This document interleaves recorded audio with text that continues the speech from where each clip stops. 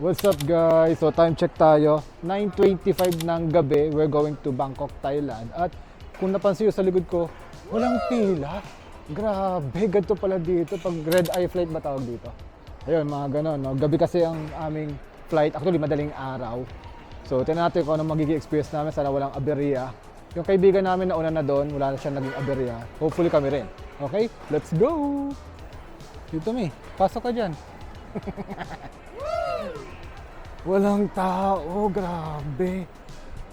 O baka maaga lang kami. We spoke too soon. Tumagal kami sa immigration mga 1 oras. Medyo mahaba yung pila. Oh. Sana nagip doon sa background. Ayun oh. So anyway, medyo natagalan lang din ng kaunti si Jamimi Vlogs. Yan. Sa pagtanong ng immigration, akala siguro single. Batang-bata kasi. Anyway, nung sinabi niya may asawa, bumilis na ako, walang tinanong kasi sabi lang kung mag-asawa. Siguro nakita na may apelyido natin kaya Gora na. So right now, mag-midnight na, 10:30. Hanap lang kami ng kainan, then i-share ko maya-maya yung mga requirements, no? Going to Thailand, wala naman masyado, unlike sa Japan. Kaya kain muna tayo.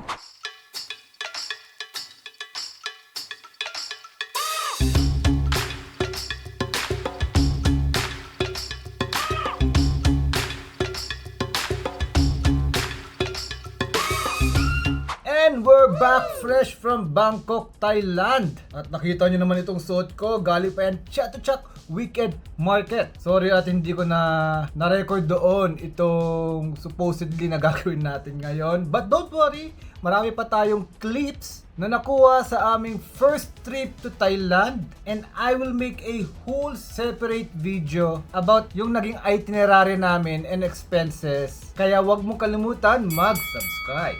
So ito na, umpisaan muna natin mga kailangan yung gawin sa NAIA or ating pinakamamahal na airport. Number 1, syempre, kailangan nyo ng passport. Di kayo makakapunta ng Thailand or sa kahit anumang bansa pag wala kayo nun. Pero ang maganda dito sa Thailand, visa free po sila. Unlike sa lagi natin pinupunta, no, yung Japan, kailangan pa mag-apply ng visa. Dito, may passport ka.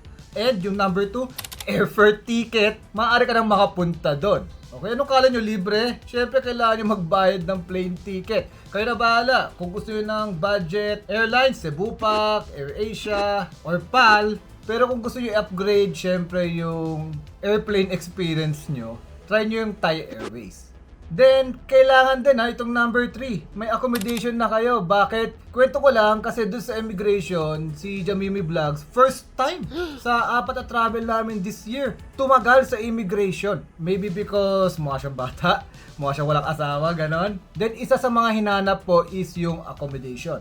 Okay, so tip lang, i-ready nyo lang sa phone nyo yung booking confirmation kung saan kayo nag-stay or mag-stay, whether Agoda man yan, Booking.com, Airbnb, para if ever tanungin, ipakita nyo. Ngayon, kung katulad namin na nakitira sa friends namin, kailangan nyo ng guarantee letter to make sure lang. Kasi kami, di na namin ginawa yon. Pinakita lang namin yung mismong address kung saan kami mag-stay. So, kahit na wala kami guarantee letter, nakalusot kami. Bakit? Kasi ito yung number 4. Be confident.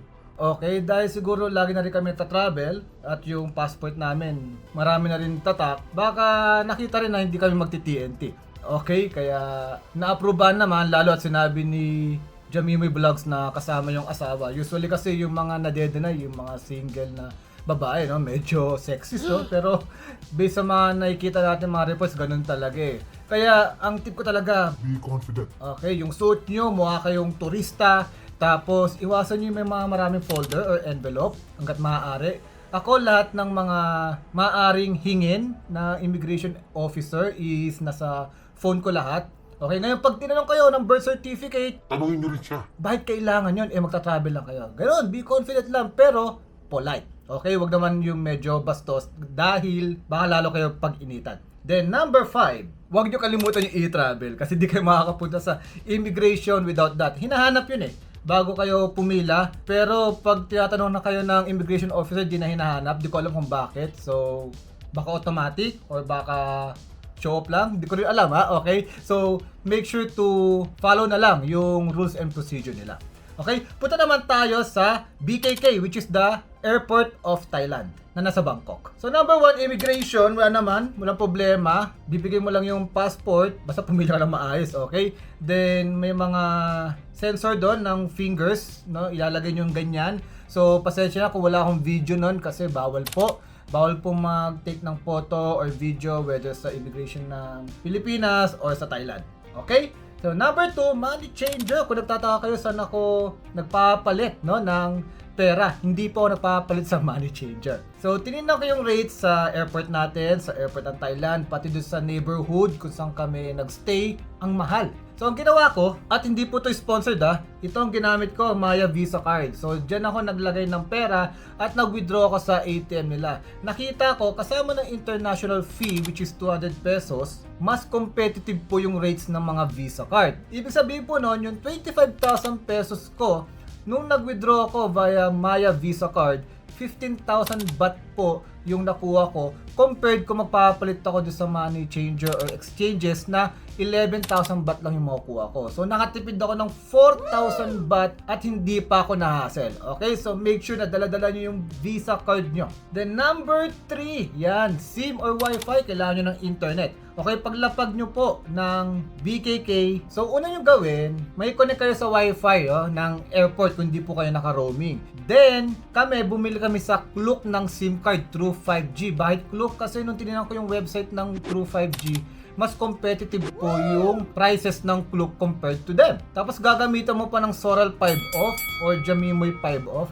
Talagang makaka-discount ka pa lalo, di ba? And smooth lang po pagkuha no, ipapalit mo lang sa na-specified mong location. Within BKK Airport lang naman yon yung voucher na ipoprovide ni Klook. I highly suggest, ako lang True 5G kasi talaga pinili ko dahil kaka-check ko lang ngayon, gumagana pa po yung SIM card, even nandito na ako sa Pinas. So may na-market nila parang 8 days, 15 gig, maximum speed po yon. Pero ang hindi sinasabi doon, everyday may 500 MB max speed ka po. Plus 10 gig sa mga social apps at may pang-call ka pa ng around 100 baht. So ang dami po siyang perk. So hindi po endorse ng True 5G. Based lang po sa experience ko, sulit na sulit siya compared sa mga binibili kong SIM card sa Japan. Kaya, Take note of that. then yung number 4, siguro yung problema ng iba, mode of transport papunta sa kanilang accommodation. Madali lang po mode of transport doon. You can take the bus, the train. Pero kami, nag-grab po kami dahil sanay kami sa Pinas na from our home going to airport, mag-grab. So, yung grab po is available din po sa Thailand. So, from BKK Airport hanggang Sukhumvit, lumalabas na around 600 pesos po yung aming pamasahe. Parang Pinas lang din. Okay, may konting dagdag syempre kasi mas mataas yung rates po ng or yung currency ng baht compared to peso. Pero at least hassle-free, di ba? Then, ilalagay nyo pa yung Maya Visa card nyo doon. Mukha ko endorser no? Mas competitive po yung rates dahil nag-a-update po si Maya based sa current rate ng baht versus sa peso. Then last but not the least, yung buong BKK Airport is madali lang po i-navigate. Kung nakapunta na kayo sa Japan, parang ganun lang din po. Very convenient po, malilinis din yung mga CR, makakain ka kahit na madaling araw. So dumating kami mga 5 AM, may mga bukas po kainan doon. Okay, medyo mahal lang. Kaya kung matitiis yung gutom nyo, pagpunta nyo na doon sa accommodation nyo, doon na kayo kumain. Dahil maraming murang kainan din sa Bangkok, Thailand. And as I've said, more tips are coming, especially about budget and itinerary. Kaya huwag mo kalimutan mag-like, share, subscribe. At kung may tanong ka pa, comment down below.